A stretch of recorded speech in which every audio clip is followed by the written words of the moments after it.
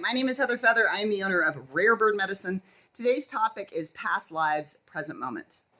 I am well blessed to have been introduced to reincarnation at an early age. My mom was raised Baptist, and when she was 13, she asked the minister, what happens to people across the world who don't ever hear of Jesus? Like, there's no one in their village that knows of Jesus. They don't hear of Jesus. What happens to them? And her priest said, they go to hell. And my mom was like, sir, you are incorrect. My mom was a very passive, shy, not argumentative woman, but she also was an advocate for truth. And she knew at 13 that at that moment, my mother stopped being Baptist because she knew that was false. How can you have a loving God and then cause a child to be born into a world and where they don't know of something and then punish them for not having known what they weren't exposed to? That doesn't make any sense. It sounds real ego-based. So at that point, my mom became a metaphysician, one who studies that which is beyond the physical realm. And she studied a wide variety of religions and philosophies. And she's just my favorite person in all the multiverses and all the worlds and all the realms. I think she will be in all the lifetimes. One of the things that she was very clear to give me as a child is freedom of religion. And I think that that is a massive gift to hand a child, is to say that you have sovereignty over your spirituality. I'm not the dictator of how you relate to spirit. And this is, and she would tell, like, I would ask her all kinds of questions because I'm a deeply spiritually curious human and always have been. And she would often just say, like, well, what do you think it is, to cause me to step back into my sovereignty? But she would share her, I've studied this. I think you'd like Edgar Cayce. I think you would like reincarnation, and I did. I found I've studied so many of the world's religions. And the reason I'm on the shamanic path today, there's a lot that goes into that, but part of it, aside from all the past lives where I've been a shaman before, and this is clearly, medicine person is clearly a focus for my soul. Part of being a shaman is understanding it is all one. And the concept of past lives, I have lived many lifetimes. I have been Muslim. I have been Christian. I have been a witch. I have been all of it.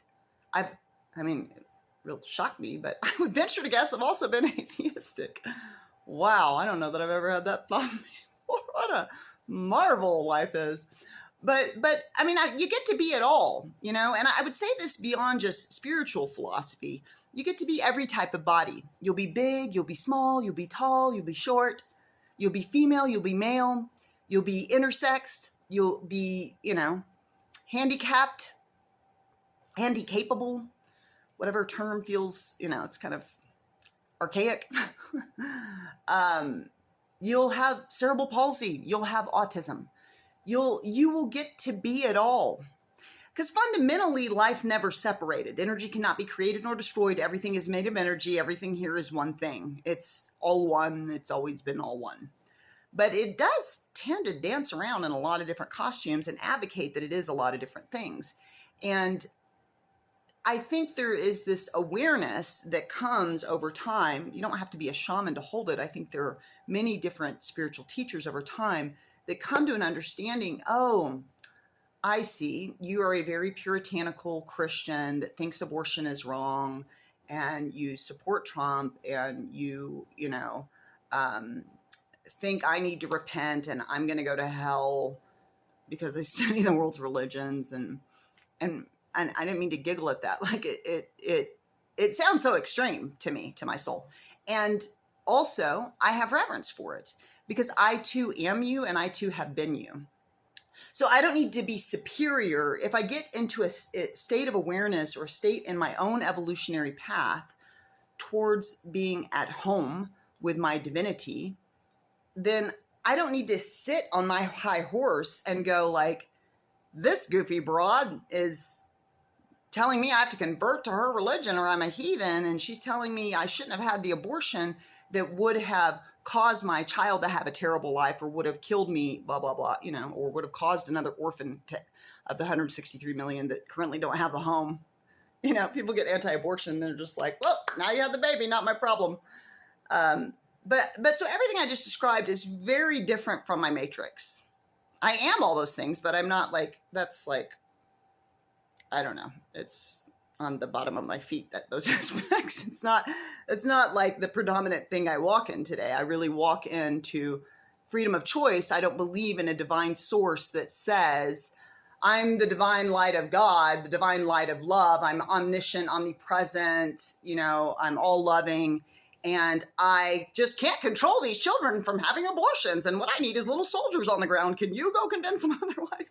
Like, that sounds like a fallible God. It sounds like a God that's having impotency problems to resolve. Are you impotent to solve the problem? You're God. So if it's God, then God either doesn't mind abortions at all, or has a deep innate inability to inspire a child to not have one, and needs you with your little ego to go out and convince their other child because of the disconnect. So I don't hold those philosophies. I'm not right. I'm right for me.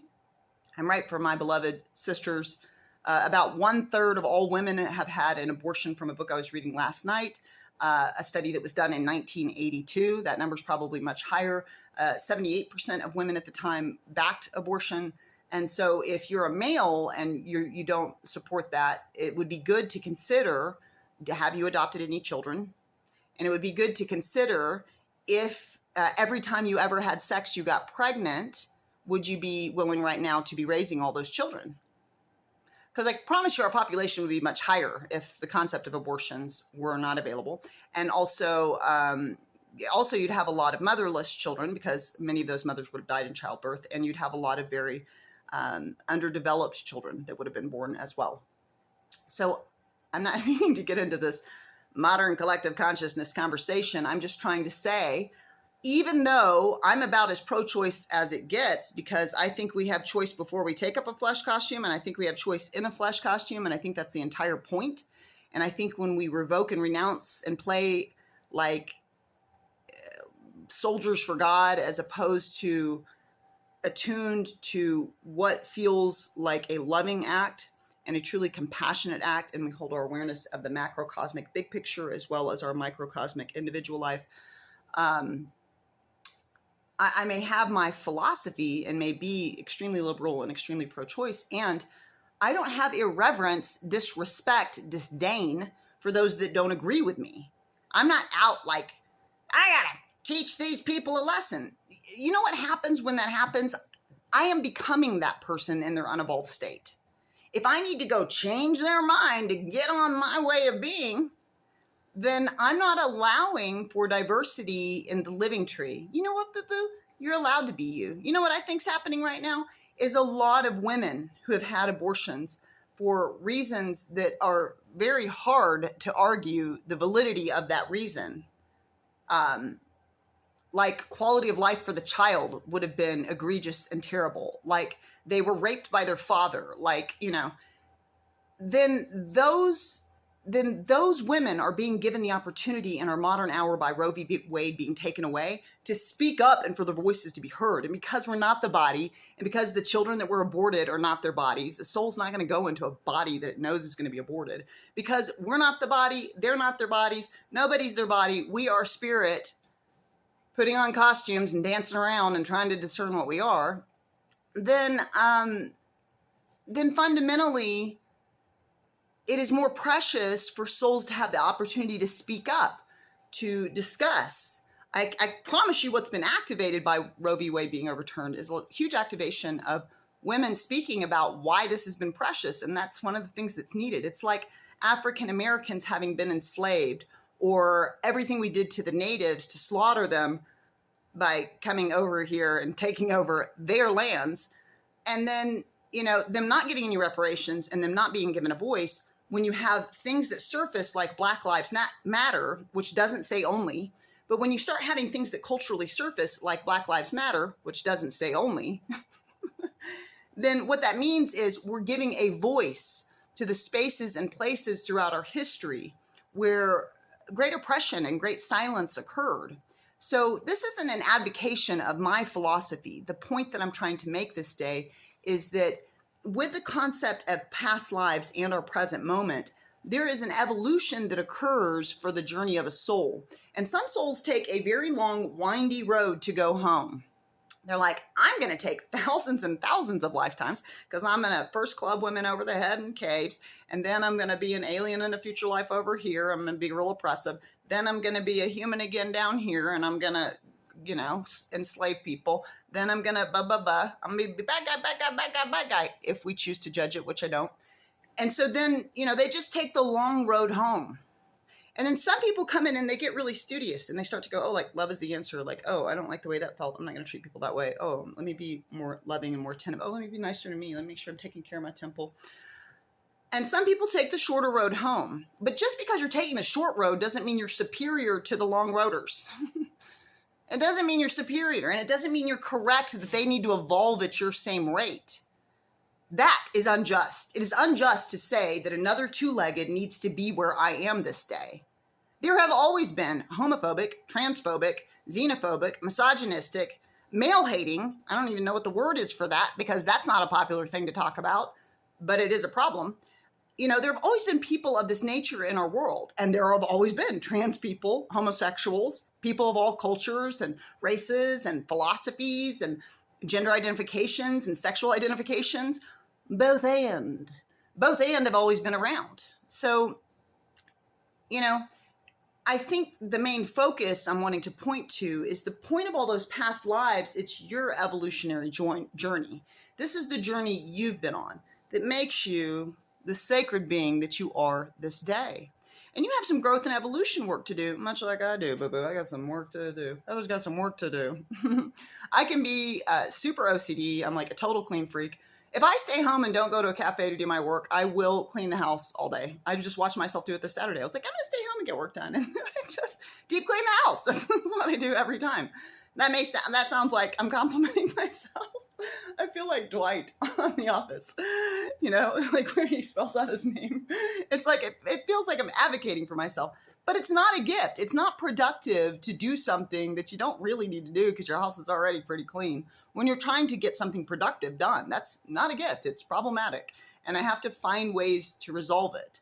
There are ways that I can feel a righteous anger. I feel a righteous anger when any being in any way is being judgmental and oppressive towards another. I don't care if I agree with that entity or not.